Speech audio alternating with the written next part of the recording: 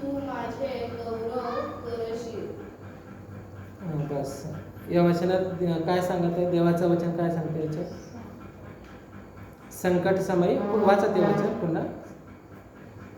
आणि संकट समय माझ्या धावा कर, मी तुला मुक्त करीन आणि तू माझे गौरव करशील.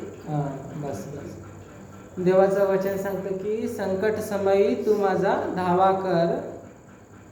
संकट समयी तू माझा धावा केला तर त्या संकटातून तुम्हाला मी काय करणार? मुक्त करणार. हालेलुया. देवाचं वचन सांगतो कष्टात असताना, त्रासात असताना, संकटात असताना आम्ही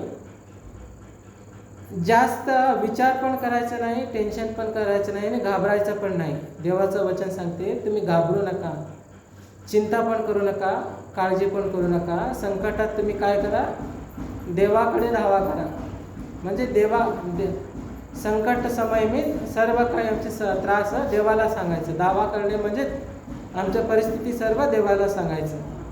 त्या वचनात तसंच आहे. संकट समयी तू माझा धावा कर म्हणजे मी तुला वचन वाच ते वचन पुन्हा परत काय सांगते बघूया. आणि संकट समय माझा धाव कर, मी तुला मुक्त करीन आणि तू माझे गौरव करशील. संकटात तू माझा धावा कर. तू जेव्हा माझा धावा करतील तेव्हा मी त्या संकटातून मुक्त करणार. म्हणून देव सांगत आहे या वचनाच्या द्वारे. आम्ही कुठल्या तरी संकटामध्ये, मनुष्य म्हटलं तर आम्हाला एक ना एक समस्या असते, त्रास असते, संकट असते. मनुष्याला प्रत्येकाला काहीतरी प्रॉब्लेम असतेच. देव या वचनाच्या द्वारे काय सांगतो? संकटात तू माझा धाव कर म्हणजे मी त्या संकटातून तुला मुक्त करणार, म्हणजे नंतर तू माझा गौरव करशील म्हणून देवाचं वचन सांगतो. मत्ती 11 वचन 28 वाचा.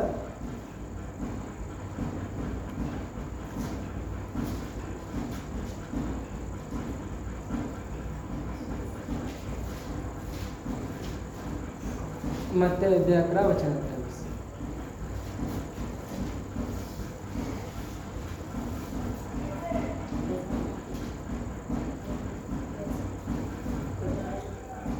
मत्ती 11 वचन 28.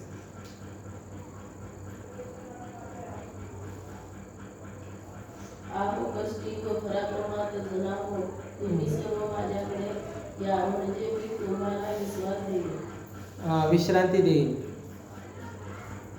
पुन्हा वाचत ते जे वचन पुन्हा वाचत. आता वाचले तेच वचन वाचत पुन्हा. आहो कष्टी व पराक्रमात जन हो, तुम्ही सर्व माझ्याकडे या म्हणजे मी तुम्हाला विसावा देईन. देव काय सांगतो?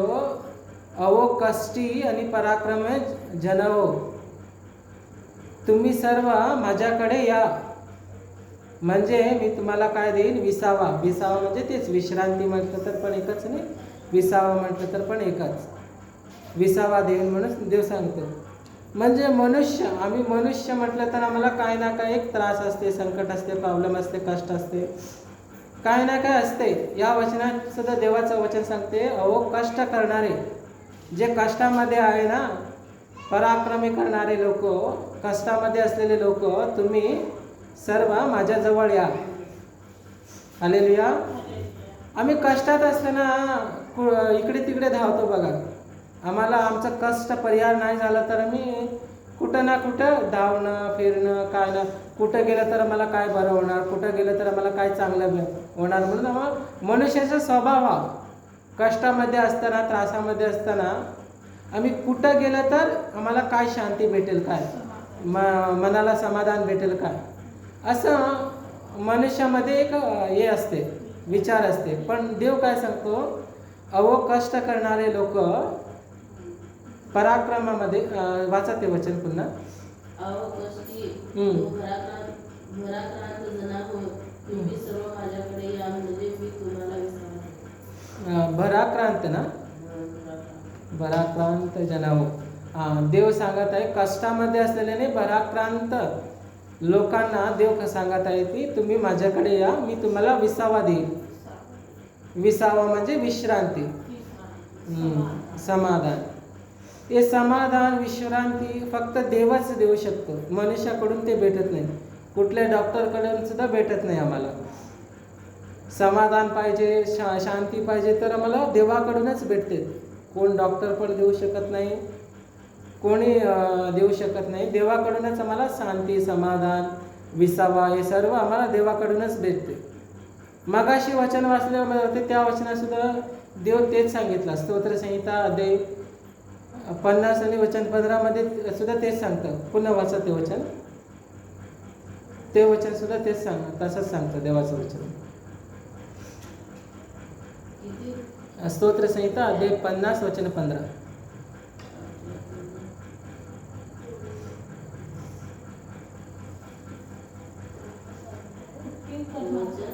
हम्म 15 50 ते 15. आणि संकट समय माझा धाव कर, मी तुला मुक्त करीन आणि तू माझे गौरव करशील. हा, इकडे पण देव काय सांगतो, संकटात तू माझा धावा कर. संकटात तू माझा धावा करशील तेव्हा मी तुला त्या संकटातून मुक्त करणार. संकटातून मुक्त झाल्यानंतर आमच्यामध्ये चमत्कार घडल्यानंतर आम्ही काय करतो, देवाला धन्यवाद देतो, साक्षी सांगतो आणि देवाचा गौरव करतो ना. जेव्हा आमच्या जीवनामध्ये साक्ष घडते, जे देव चमत्कार करतो, तेव्हा आम्ही काय संतोषाने देवाच्या मंदिरामध्ये उभे राहून साक्षी सांगतो आणि देवाचा गौरव करतो.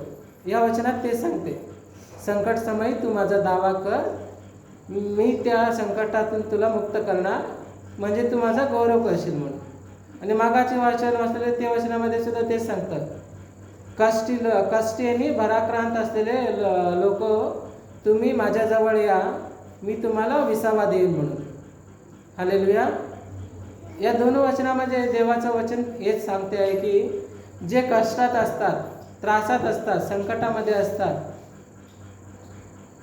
ते सगळ्यांना देव सांगत आहे की तुम्ही कष्ट, त्रास, संकट म्हणून इकडे तिकडे तुम्ही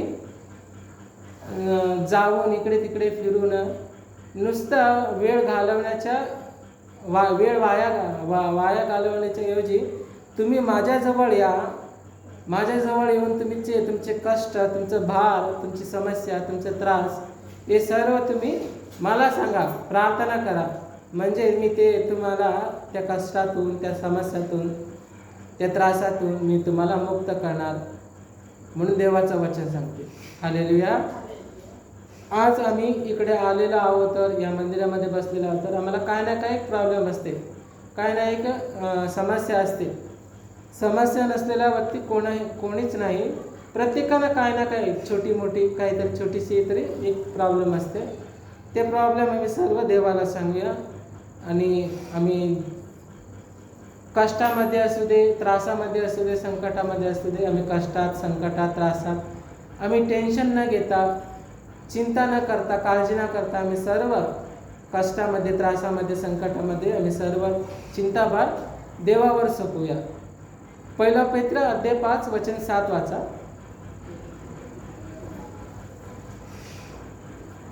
1 पेत्र अध्याय 5 वचन 7.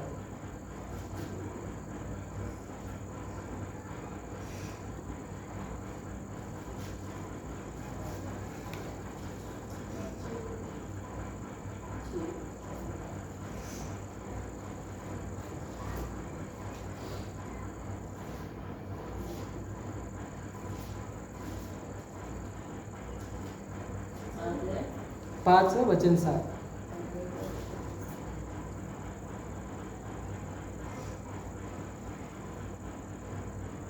त्याच्यावर तुम्ही आपली सर्व चिंता टाका, कारण तो तुमची काळजी घेतो. हा, बस इकडं पण देवाचं वचन सांगतं. काय सांगतं, त्याच्यावर तुमची सर्व चिंता त्याच्यावर टाका, म्हणजे तो तुमचा काळजी घेईल. त्याच्यावर म्हणजे कोण? येशूवर. आमची सर्व चिंता कोणावर टाकायचं? येशूवर टाकायचं. आमची सर्व चिंता येशूवर टाकलं की तो आमचा काळजी घेणार आहे. हालेलुया. फक्त आम्ही टेन्शन करत, चिंता करत बसायचं नाही. काय पण समस्या असू दे, प्रॉब्लेम असू दे, टेन्शन करत, चिंता करत बसायचं नाही. टेन्शन, चिंता करण्याच्या ऐवजी आम्ही सर्व चिंता देवावरच टाकायचं. सर्व भार देवावरच घालायचं. सर्व चिंता आम्ही देवावर टाकलं तर सर्व आमची चिंता तो आपल्यावर घेऊन आम्हाला त्या चिंतातून मुक्त करणार, तो आमची काळजी घेणार आहे. हालेलुया. देव या वचनाच्याद्वारे आम्हाला आशीर्वादित करू दे. आम्ही कसल्याही संकटामध्ये, त्रासामध्ये, चिंतामध्ये असताना देवाचा आम्ही दावा करूया आणि आमचे संकट, त्रास, प्रश्न सर्व आम्ही देवावर टाकूया, देवावर घालूया आणि देव आम्हाला त्या संकटातून सोडवण्यासाठी सामर्थ्य आहे. देव हे वचन आमच्या सर्वांच्या जीवनामध्ये आशीर्वादित करू दे. आमेन. आम्ही प्रार्थना करून घेऊया आता.